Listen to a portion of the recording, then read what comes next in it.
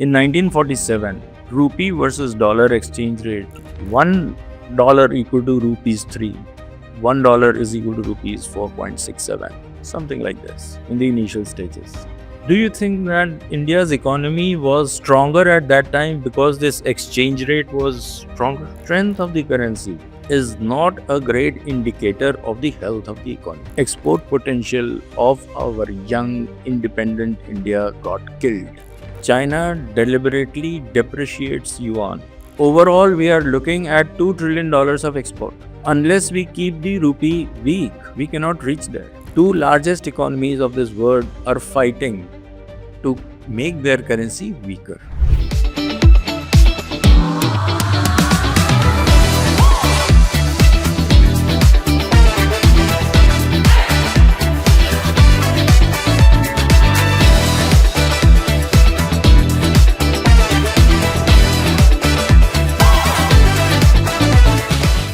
Welcome to another episode of the Great Lakes podcast. Today we dive into a topic that affects every Indian directly. Whether you are a student, a business owner, or someone just filling up your car at the petrol pump, Indian rupee and its fascinating journey. Just this morning, the Times of India reported that Indian rupee has hit a record low of rupees 86.55 against the US dollar. And let's be honest, this isn't the first time we have seen headlines like such. It feels like every other week there is a news about the rupee weakening further. I'm thrilled to have with me today Dr. Singh, who is an accomplished economist and the PGPM Director at Greatest Gurgaon. And not just that, he is also a PhD in foreign exchange. So let's try to understand from an academician point of view how his opinion is different from what is being shown in the news by the journalist. And with his expertise, we'll not just try to understand the reasons behind the rupee's fall, but we'll also try to understand the ripple effects of the rupee falling on imports, exports, and economy as a large. Sir, I'd like to start with something that has been on the top of the news headlines for more than a month now, and every other day we are seeing the news of rupee falling down against US dollar, and today it has hit the record low of 86.55 against the US dollar.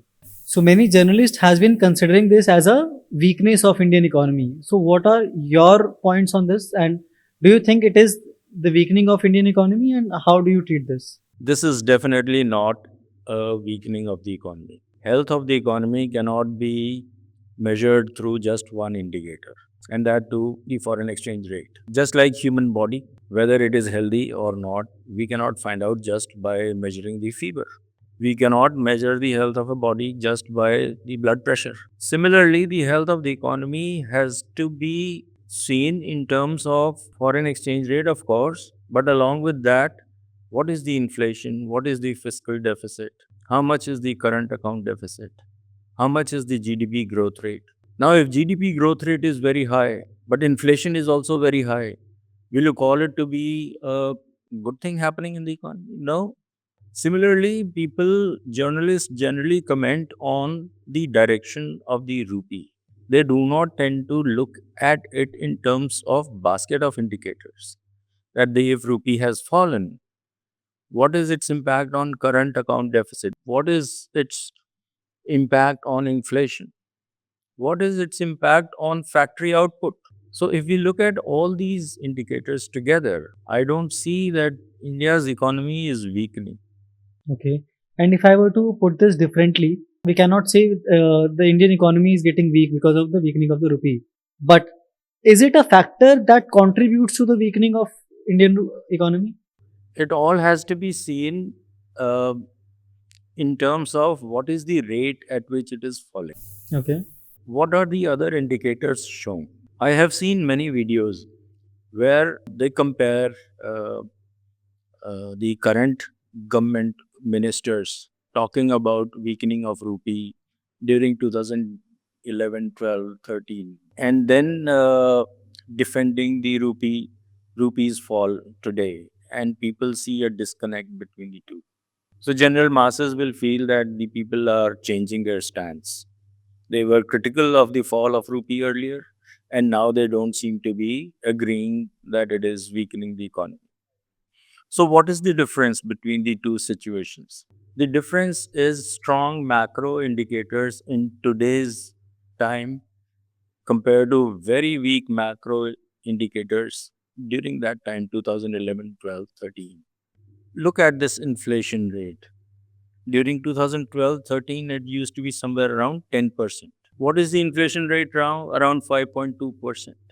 Current account deficit during 2012, 2013, it had reached around 4.8% of the GDP. Today, it is 1.2% of the GDP.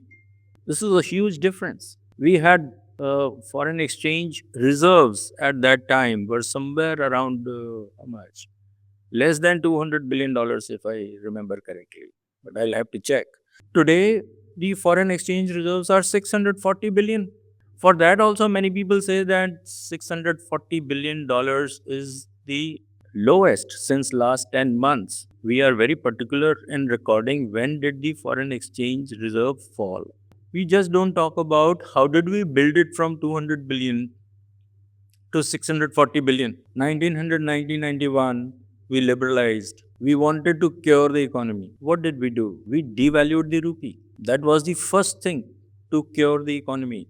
And we had a balance of payment crisis at that time. That means we didn't have dollars, foreign exchange reserves to buy oil for 3 weeks, And that can only come through exports, mostly through which comes exports. through exports. And So, with weakening rupee, we made the exports stronger. And from that situation of 1990-91, balance of payment crisis, India going bankrupt, we laugh at Pakistan going bankrupt, Sri Lanka going bankrupt, Bangladesh going bankrupt. We went bankrupt in 1991. And since then, as we have weakened the rupee, the economy has only strengthened. Today, we have reached $640 billion. Some journalists say that this $640 billion is, uh, uh, is low.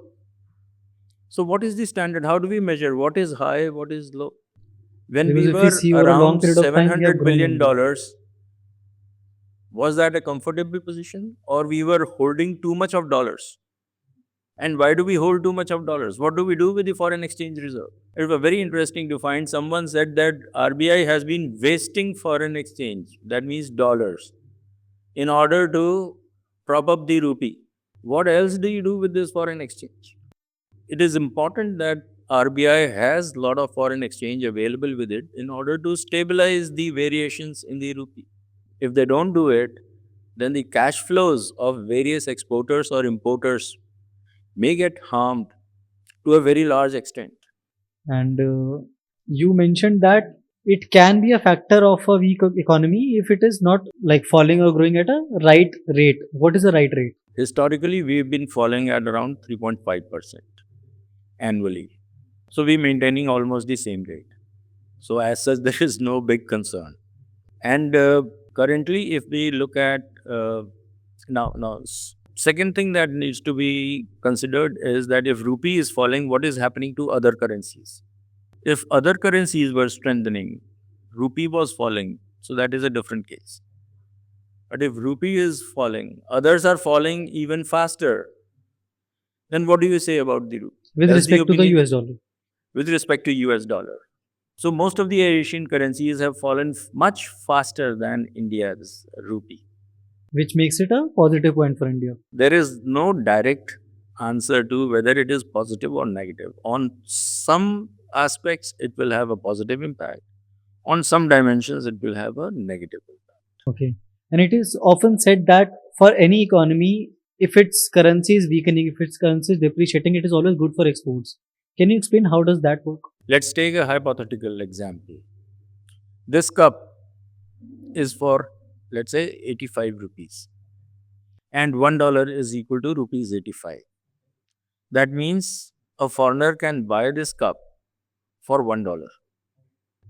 Let's assume that the rupee falls very fast and it becomes 170 rupees a dollar. Okay. Now, in $1, how many cups can be bought? Two.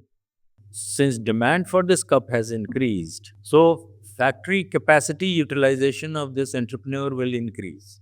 Similarly, for all products, if they become cheaper in the international market, the demand will increase, factory capacity utilization will increase.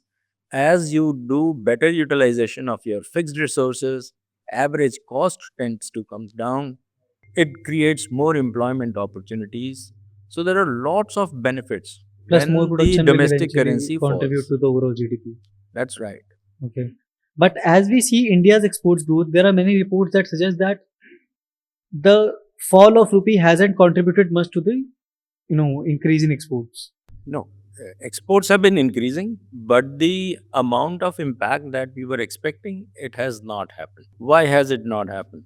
It is because the countries with whom we compete for exports, their currencies has fallen much more than what rupee has seen the decline. Those currencies have fallen much faster, much more as compared to the decline in rupee. So what happens? Those countries' products became more competitive. Very interestingly, RBI came up with a report which measures the real effective exchange rate. So the exchange rate which we've been talking about till now was rupee versus dollar.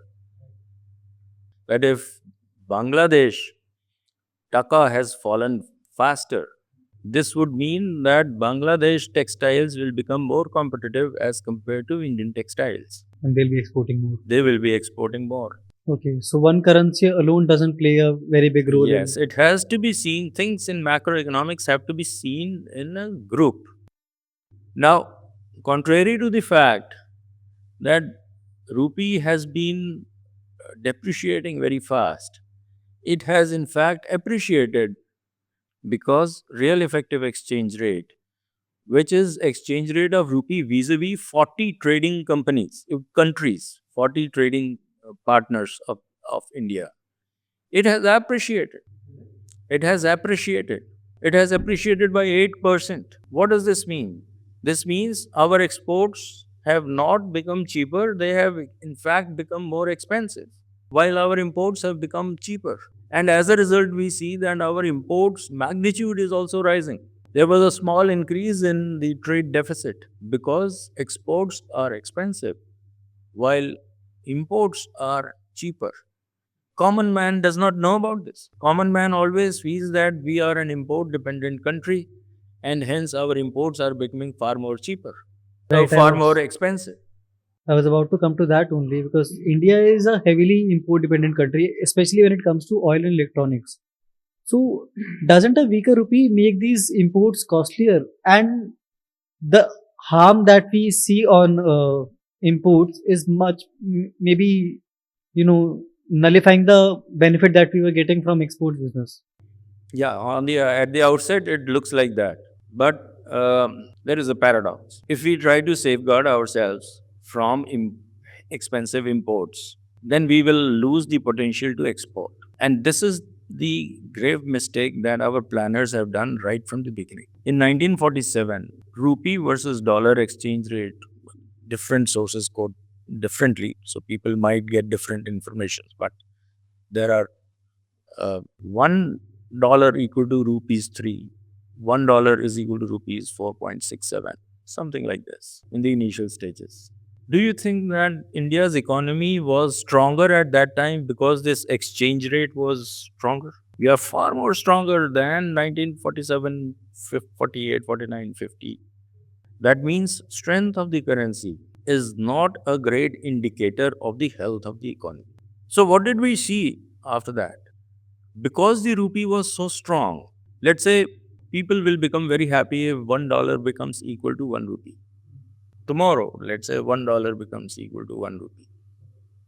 So for this cup, which we talked about, which people are demanding $1, what will be the price of this cup? 1 rupee.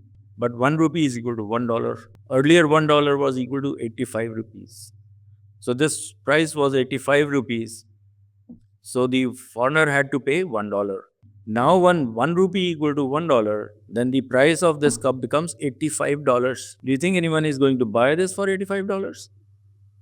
This is the mistake that we did 75 years back. We kept a very strong rupee, thinking that our imports will become cheap. The same thing which people are talking about now. So our government said that we have very scarce amount of capital, very few dollars. Let's keep the rupee very strong. As this is a result, our imports will become cheap. but they did not talk about our export potential. So somebody who made a toy of 10 rupees at that time, that was equivalent to almost $3. Who would buy that 10 rupee toy for $3 at that time? So export potential of our young independent India got killed. And since then, we've been dependent on supply of dollars from foreign bank loans. So if we cannot export, how do we get dollars? And we were a closed economy, so foreign investment will also not come in. So what is the source of dollar for us?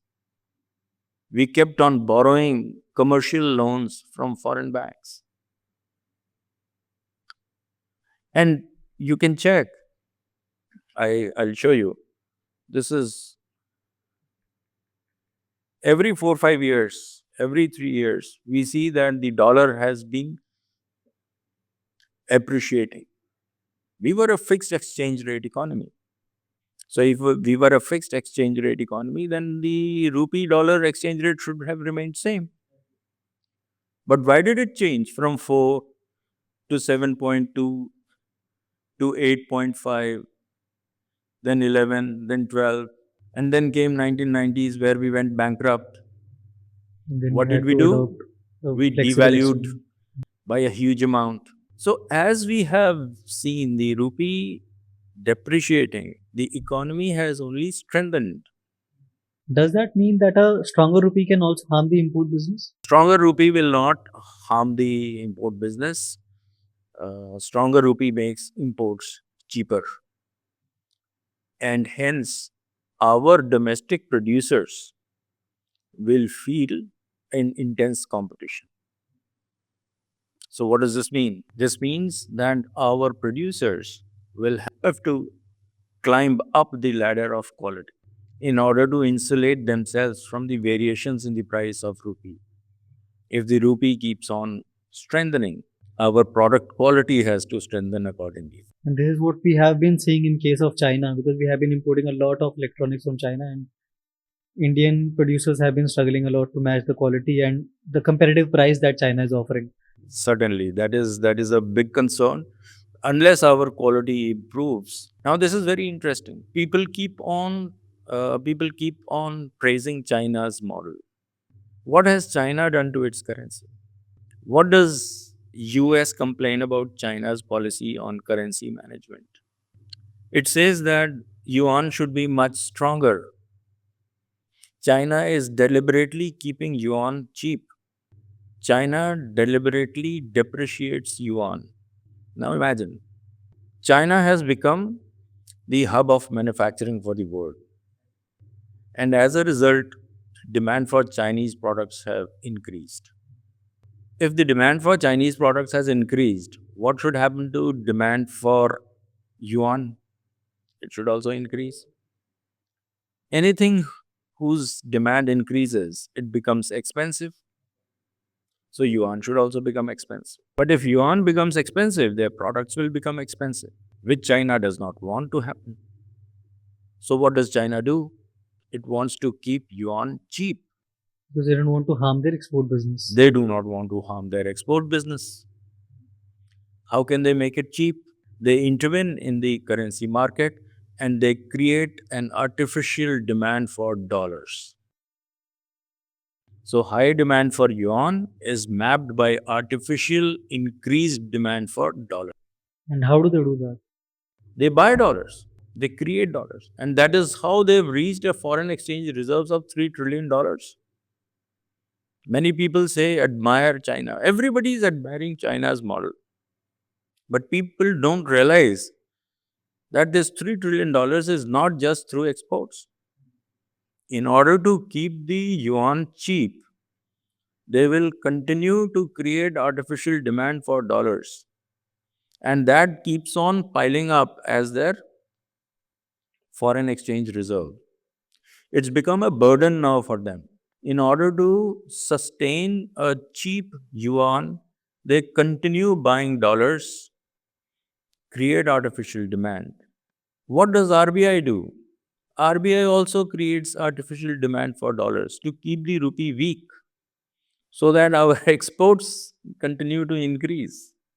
Do we have to do that? Our export target for 2030 is $1 trillion merchandise export. And where are we at today? We are around $800 billion. Overall, we want to, $800 billion is merchandise plus services. So merchandise export would be somewhere around $400 billion, So we are 600 billion short. $600 billion short. Overall, we are looking at $2 trillion of export. Unless we keep the rupee weak, we cannot reach there. Our exports will become more expensive if the rupee strengthens. And you also mentioned that rupee has been overvalued by 8%. And every news will show you that the rupee has been depreciating day by day. How, since when it has been devalued, first thing, and can you explain how it has been it has been overvalued by 8%? So, in terms of real effective exchange rates, actually, as I mentioned, right from the historical 1950s, 47, 48, 49, rupee has been overvalued. That was a conscious decision. Then gradually, after 1991, the liberalization, rupee has been weakening pretty fast, and we have been reaching almost realistic values. But since 2015, the real effective exchange rate is above 100. 100 is the benchmark. If real effective exchange rate is 100, that means the rupee is very well positioned. Is that the right value? It is at the right value. And the right value decided by And if it the is, uh, it is decided by the demand and joint supply of joint demand. demand and supply of 40 currencies, the currencies of countries with whom we trade a lot. So that would include yuan, that would include yen, that will include dirhams, dollars, euros, 40 currencies, That's an which is index. that is an index. So if the value is less than 100, then rupee is undervalued. If the index shows more than 100, then we are overvalued. And our current index is 108. Our current index is around 108, which means 8% overvaluation. In between, somewhere after 2015, it had gone even up to 115. You can imagine how difficult it is to export when your currency is almost 15% overvalued. Yet, year after year, our exports have been increasing. That also shows that the productivity in India has also increased. We are climbing the ladder of quality, which is a very good sign. Which makes me question that we as a stronger economy, if we say that we are overvalued, are facing some challenges, but US being the strongest economy isn't facing the same challenges as India. So what allows US to thrive in such a stronger economy that India can't? US also faces this problem when their currency becomes stronger. No country wants their currency to become very strong. The fact that US has problem with China, that China is keeping its currency cheap, weak, that means US would want its currency to become weaker. You know? So if China allows yuan to appreciate, that means US dollar will depreciate. US government has problem with yuan kept very weak. That means US wants the dollar to go weak. Two largest economies of this world are fighting to make their currency weaker. US can still survive such a high strength largely because it is the reserve currency and almost 50% of the global trade takes place in terms of dollars. Now compare US and India situation. If 50% of the trade happens in dollar denomination, so US can print any amount of dollars and the world is going to accept it.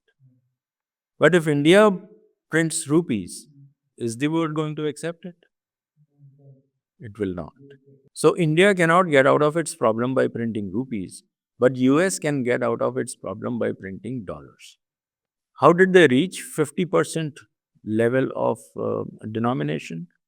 It is because this is historical facts. After World War II, US was the only rich country left. Europe had gone kind of bankrupt. Both sides, the Germany side as well as France, England side, Because of the expenses on defense? because of the war expenses. From 1939 to 45, extensive destruction happened. Europe needed to be rebuilt. Who will rebuild? The only one left with the money. And one of the reasons for the Second World War was the currency war. Each country wanted to export more, and hence they would want to devalue. There was no proper international financial architecture at that time. So after the World War, the uh, IMF was created and World Bank was created, largely to ensure that there is a better flow of currencies in this world. There is more discipline. Everybody should not be allowed to devalue their currencies. So much is the prominence of devaluation. So at that time, they wanted to fix the exchange rate in terms of dollars. But after the World War, many countries did not have adequate amount of gold, okay, to back their currencies. So during that time, dollar was considered as a replacement to gold. So some currencies could back some countries could back their currencies in terms of dollars. And during this reconstruction, a large amount of orders came to US companies and all was denominated in dollars. So that is how dollar became very strong. Now they are in this situation where they can print and get out of the problem.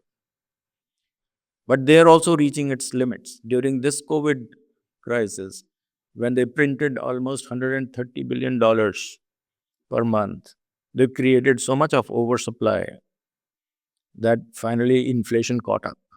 All right. And US dollar being the global reserve currency, how does that shield the US economy in a way that India cannot replicate? As I told you earlier, that if US prints dollars, rest of the world is ready to lap them up. So they can buy anything from anywhere. If India prints rupees, not many countries are going to accept that. We will not have that kind of a free will that US has, that you print your currency and buy anything from anywhere. We will largely use the rupee to buy things internally produced. If internal production does not increase, but number of rupees increase, it will lead to inflation. Inflation, because of the increase in demand as compared to supply of the product. India prints a lot of rupees, but we do not have those technology or skilled people to produce adequate amount of goods. Then what will happen? Only the prices will rise. Inflation, very high inflation. And that is, you can see in India's past, after independence, we did not have so much of skilled labor. We did not have very high productive capacity. But we created money supply. We printed money at will and gave to people. And as a result, you will see inflation being very high in India right from 1947 onwards. Mhm. And can you conclude this in a very short yet simple manner? We discussed that a stronger or maybe a weaker rupee is not an indicator of a weak economy. And we also discussed that a stronger economies are also fighting to get their currency devaluated because they want to, play on the export front. Can you conclude what sort of economy or what sort of currency balance or what sort of foreign exchange is best for India or best for any country to, be at the maximum advantageous level? Should they focus on devaluation? Should they focus on depreciation? Should they focus on appreciation? So devaluation is not going to happen because now rupee is increasingly market determined. The value is not determined by RBI. RBI intervenes in the foreign market, in the forex market, to stabilize the rate at which the rupee is strengthening or weakening. Now, what is the rate at which rupee should weaken, which is good? If we can manage, then we should allow rupee to keep weakening. By how much? That is very difficult to tell. So it has been weakening at a rate of around 3%, 3.5%. If we look at the past 60, 70 years Okay, annually. annually. And I think this is pretty okay. If we look at very short term, people are expecting that very soon we should be touching around 90 rupees a dollar, which will be more suited for us because we are currently overvalued. And because of that, our exports are seemingly, our exports are a little more expensive than they should be. But one thing I know for sure that gradually, as the demand for India's products increases, and we do not intervene into the market to keep our currency weak, then rupee will strengthen and it is going to harm our exports. So, how do we sustain exports, keeping the rupee strong by improving the quality of our products? Today, dollar is very strong, but iPhone is sold everywhere Because of the quality. because of the quality. Dollar is very strong, but weapons, science and technology from US is sold everywhere because it is so superior.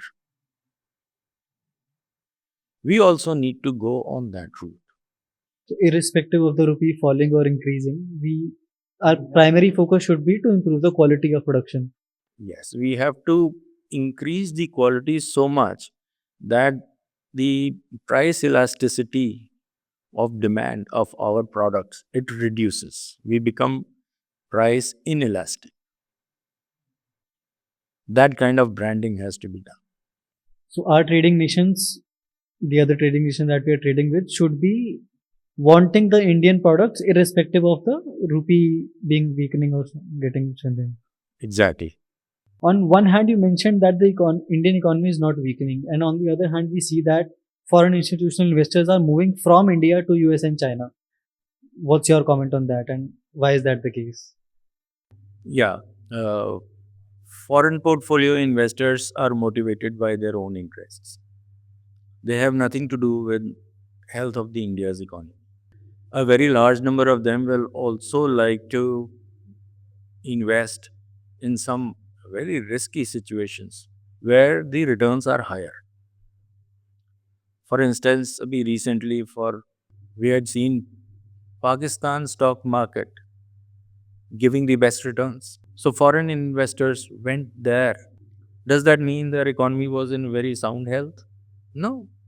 Foreign investors will go where they can see a likelihood of higher margin. Higher margin they can have where the economy is currently weak. And then there is scope of the economy doing good.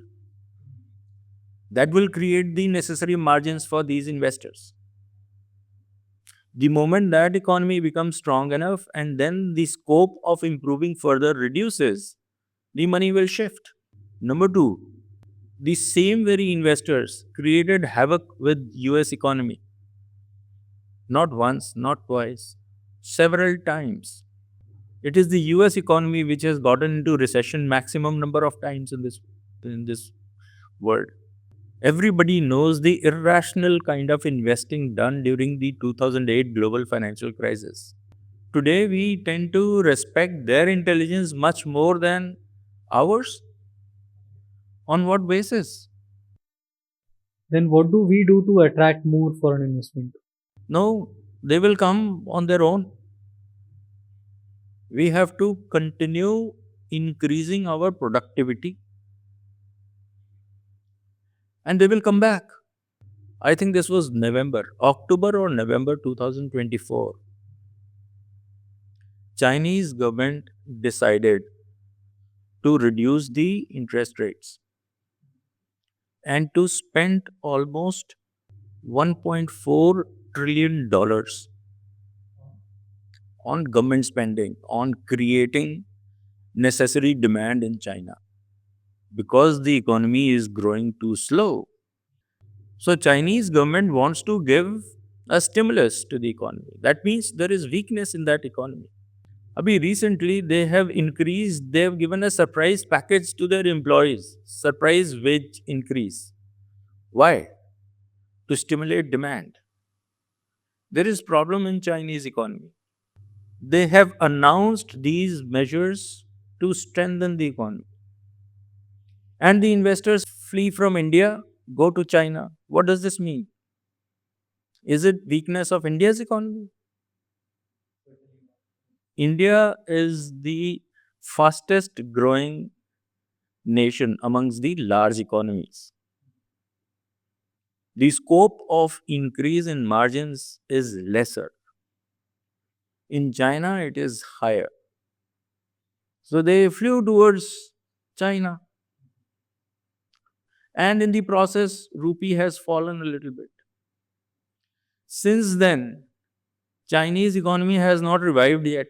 Okay, sir. I'll like to ask two more questions, and that's it, and then we can end. So my second last question would be: what is the impact of so much of fluctuation of Indian rupee on the domestic economy, on the domestic industries, and especially those who are heavily, reliant on imports of oil and electronics? So naturally, there will be some increase in cost. And in a way, more expensive crude oil provides us necessary incentives to reduce our reliance on crude oil. We will be investing more in green energy, and that is good thing for our future. Otherwise, if the crude oil remains cheap, then we will continue to rely and probably pollute more. Um, Electronics goods industry now the reliance on imports is reducing and our export potential is rising very fast. So a declining rupee will probably give us some net benefits in terms of in terms of electronics industry. Gold imports should be as it is discouraged. If it becomes very expensive, investment in gold, in physical gold, should tend to reduce. So overall, price is an indicator of efficient distribution of resources in the economy. If something's price is rising, we need to find an alternative. We need to reduce the demand for this. In India, we kept on subsidizing the oil products. Crude oil price has risen, but we subsidize and hence demand remains very high. Therefore, import expenditure keeps on increasing. In foreign countries, petroleum products are not subsidized. The moment crude oil prices go up, they reduce the demand. If they can reduce the demand, why can't we reduce the demand? So, overall consumption of crude oil, petroleum products in the Western countries has actually reduced. Okay, because they are investing more on green energy. They started investing, they started at much earlier, but we kept the prices cushioned. We kept the consumers cushioned from rising prices in terms of offering subsidies. We told the oil marketing companies not to raise the prices. And oil marketing companies continue to bleed. Just imagine if Indian Oil Corporation has sustained losses. How does it buy the crude oil necessary to produce petrol and diesel and kerosene? And if Indian Oil Corporation doesn't have money, who will pay the money? Government will pay the money. Where does the government get money from? They will tax us. Is it not better to pay for a higher price rather than pay a higher tax. So what this means is, even if the currency is, getting weaker, we are still at an advantageous position if we are an opportunity, if we are an opportunist, and we still look on alternatives to that way. Yes, that is what is definition of a living organism. It responds to the stimulus. So if the stimulus is that the import price is rising, we need to think of a way so that we can have some other alternatives. If other countries can find alternatives, why couldn't we?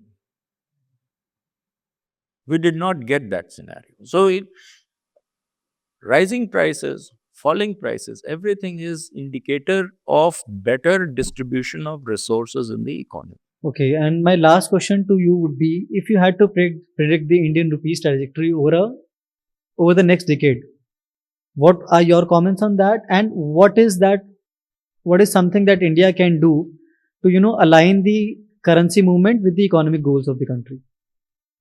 So, considering that by 2047 we want to be Vikasit Bharat, And what does that mean in that a very means we layman's will be a language? very developed country. We need to have very high per capita income. How will the per capita income increase? Per capita income will increase when the production in our economy is very high. The production in our economy will be high if we are not just producing for ourselves, but we are producing for other countries also. Why? Because when we are a very large organization, there is something called economies of scale. Economies of scale means when I buy things in bulk, the input cost becomes cheaper. As a result, average cost will be lower. And how much control does RBI has on these fluctuations? Since we are now on a floating exchange rate, but does RBI have a control on, if we can say, the bottom and the ceiling? So we do not decide any bottom or the ceiling. The RBI decides that sudden depreciation on a particular day is too much. So they will intervene and arrest the depreciation. So depreciation will be arrested by creating artificial demand for depreciation will be created by supplying dollars, okay, by selling dollars. If they sell demand, if they sell a lot of dollars, that means supply of dollars has increased. So supply of dollars increase, that means dollar price will come down, rupee will appreciate.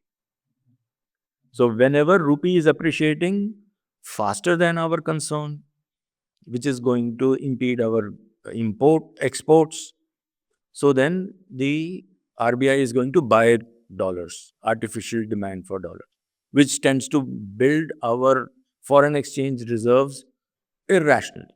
Okay, I think that sums it all up, and we got a very different perspective on how it is shown in the media, that how Indian rupee falling day by day is a negative metric, and that's what I think they're trying to prove. But we also got a positive response on how even the weakening of rupee or even the weakening of any currency for any country cannot be a bad metric for their economic growth and cannot define their economic strength. Almost all countries, right from the beginning, have tried their currency to become weaker. All right. Thank you, sir. Thank you for Thank you so sharing your much. perspective. And I hope India will, change the way they think about our currency being depreciating. Yeah, I am in fact thankful to you for calling me here and allowing me to tell a different perspective so that people of this country do not shy away from weakening of rupee.